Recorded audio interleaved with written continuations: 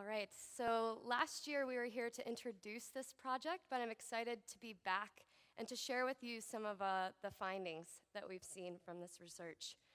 And before I get started, I'd like to thank my supervisor with the Simon Fraser Avalanche Research Program, Pascal Hagley, as well as Carl Klassen and Robin Gregory for their contributions, and Avalanche Canada for their support of this research.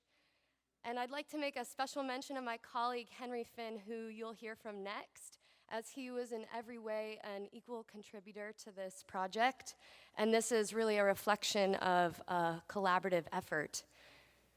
So we heard yesterday from Ilya about some really optimistic trends with fatalities, but the fact remains that 90% of our avalanche accidents and fatalities in Canada over the last 10 years have been public backcountry recreationists.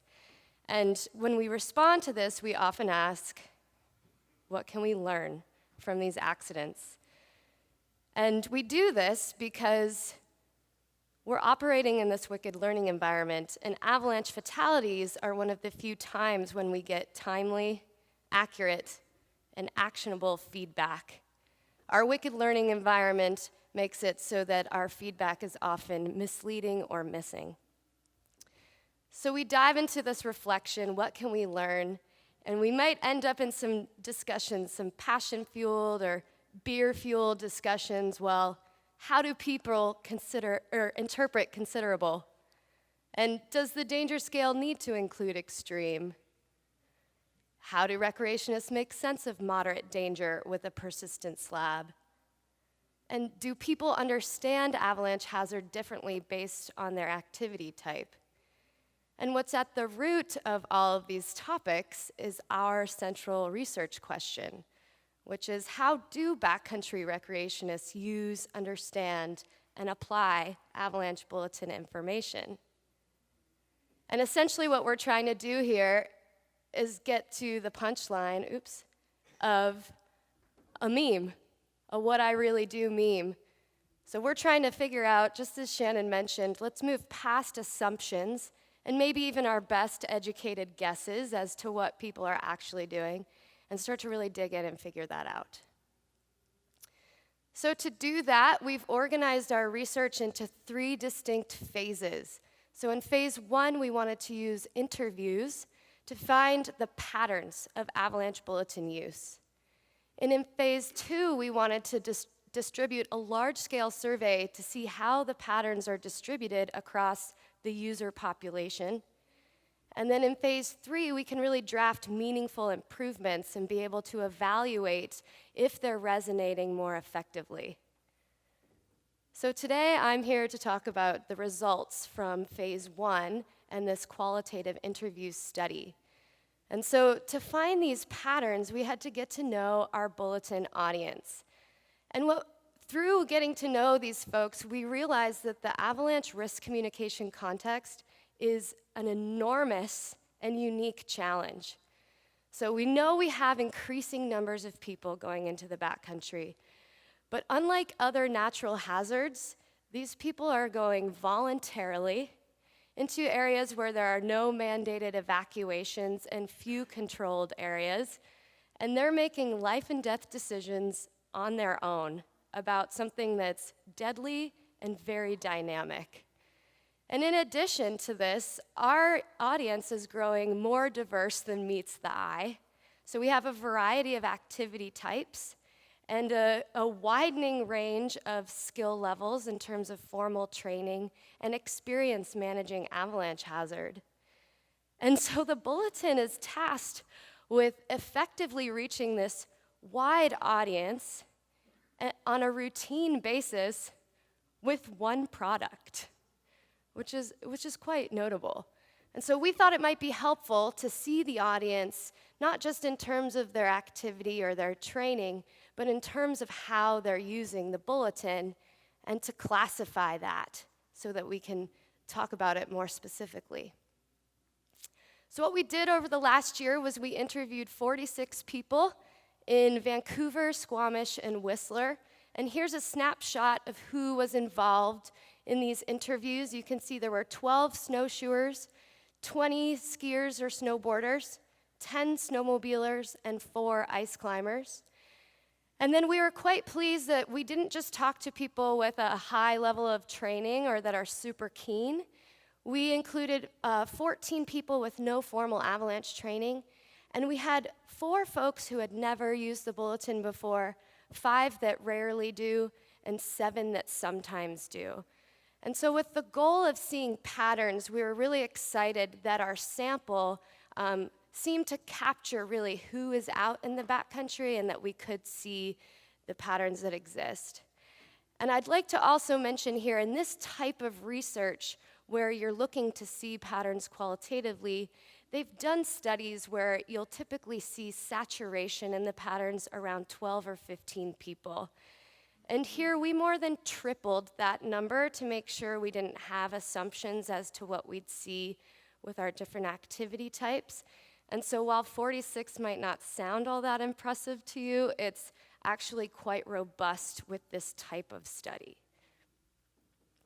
So in our interview, we were very strategic in what we asked and when. So in the first part, we would ask about their planning process and what types of information might come into play, but we didn't mention the Avalanche Bulletin. So we asked, what considerations do you take into account when you're planning? How do you decide where to go, or what might make you decide not to go? How do you determine you're safe while you're out there? And what do you think about or pay most attention to if you're considering avalanche conditions? In the second part of the interview, we actually pulled up the Bulletin and we had them show us what they read and what they click. And then we went through each tab of the Bulletin and we asked specific questions like, what do the danger ratings mean to you? And what types of conditions do you associate with them? Does it matter to you which problem is forecasted and how do you use them?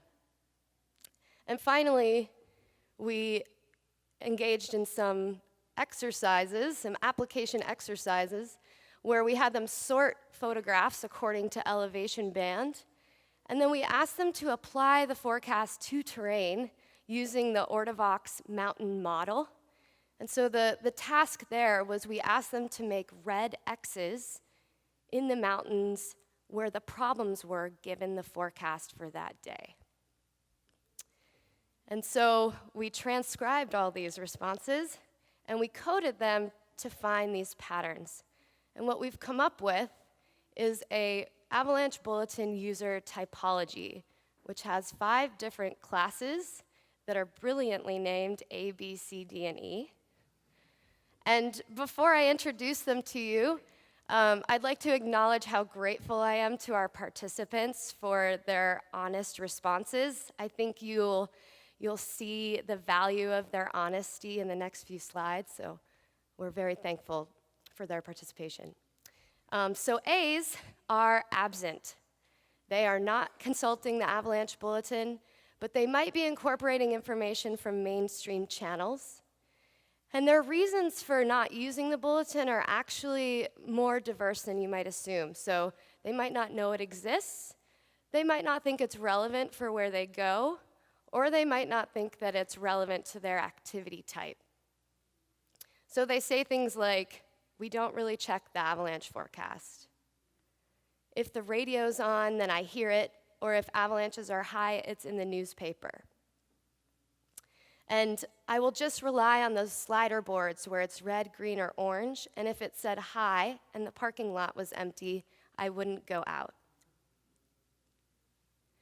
So B's are making a decision based on the danger rating.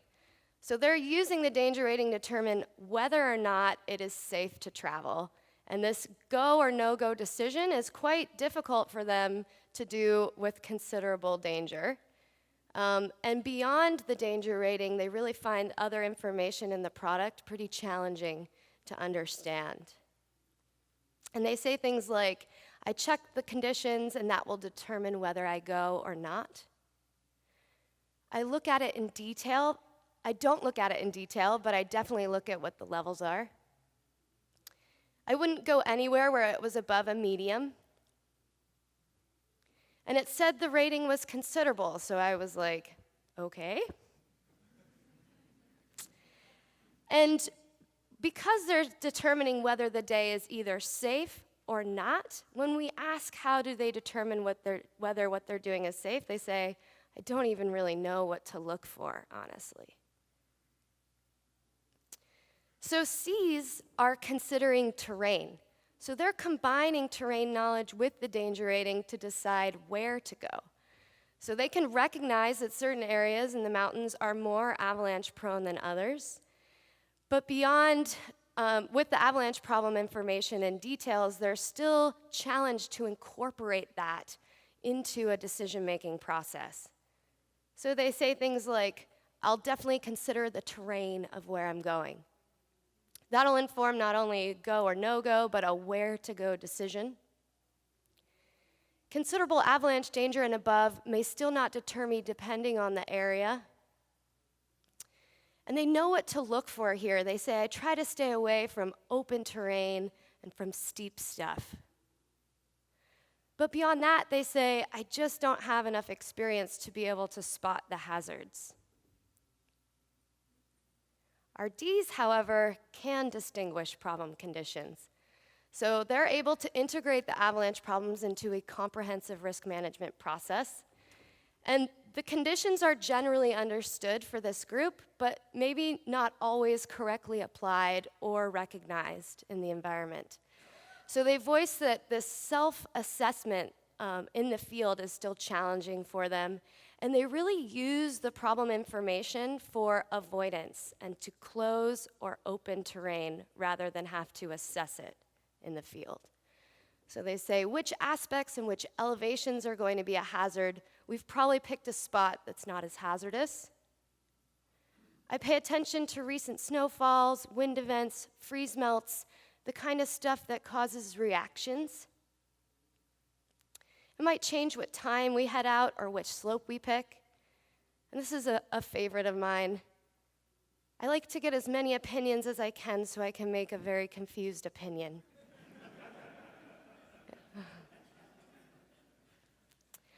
Our E's, however, can extend their evaluation in their environment. So they are using the bulletin as it's intended to be used. They're out there. They use the bulletin as a starting point for their continuous assessment, and they're capable of recognizing conditions different from what was forecasted. So they say things like, the forecast is lower priority of information as opposed to what I'm seeing. It's always good to make your own assessments and compare them to the website and see where it melds together. And I don't put a lot of weight singularly on the rating unless it's in one of the extremes. And it makes more sense to allow conditions to show you where you can go. So how does this typology help us think about how the bulletin could be more effective? One of the most exciting findings from this research was how strongly this correlates to research in education and learning.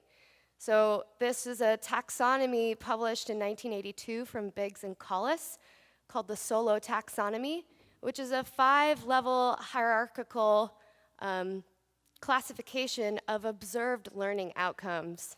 And it just so happens that our bulletin user typology aligns with this.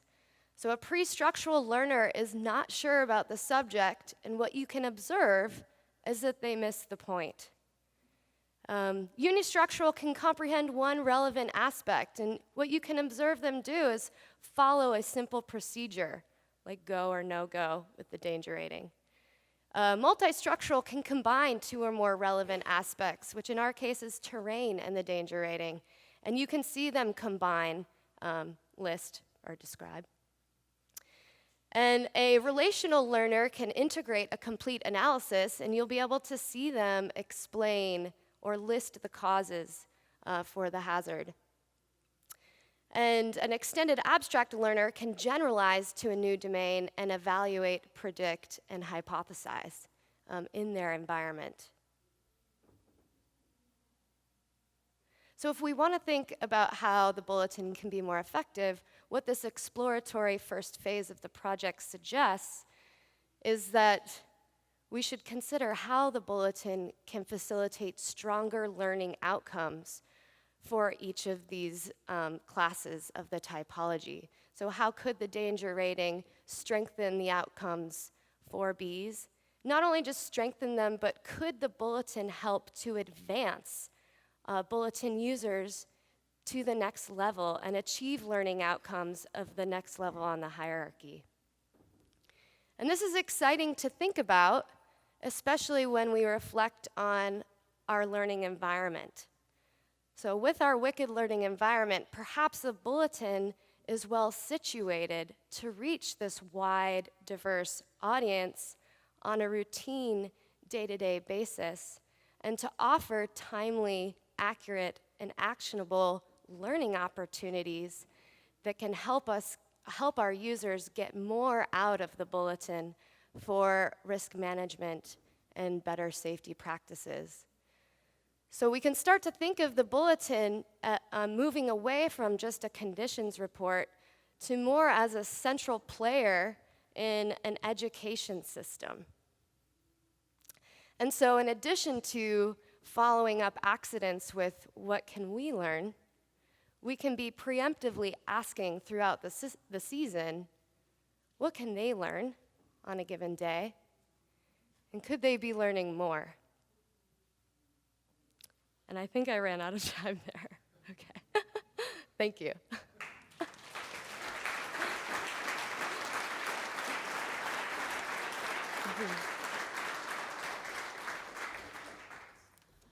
You're good, and we do have time. If anyone has a burning question for Anne, we've got time for one for sure. Thank you, Anne. Yeah. Hey, Anne, great presentation.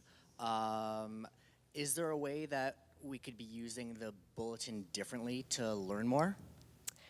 Thank you, Dan. I actually, there are a few slides that I wanted to include but wasn't sure I'd have time for. And one thing that came out as a strong theme was this request for interaction and feedback fittingly. And there were a few quotes that really highlighted that people wanted that feedback and interaction. And what was really notable was the unsolicited responses to our SAM exercise that really showed, that people thought it was fun, they thought it was challenging, it's something they wish they were getting, they want to do all their planning like that. And so we thought it was kind of an exciting hypothesis to think about, like interaction and possible feedback built into bulletin products.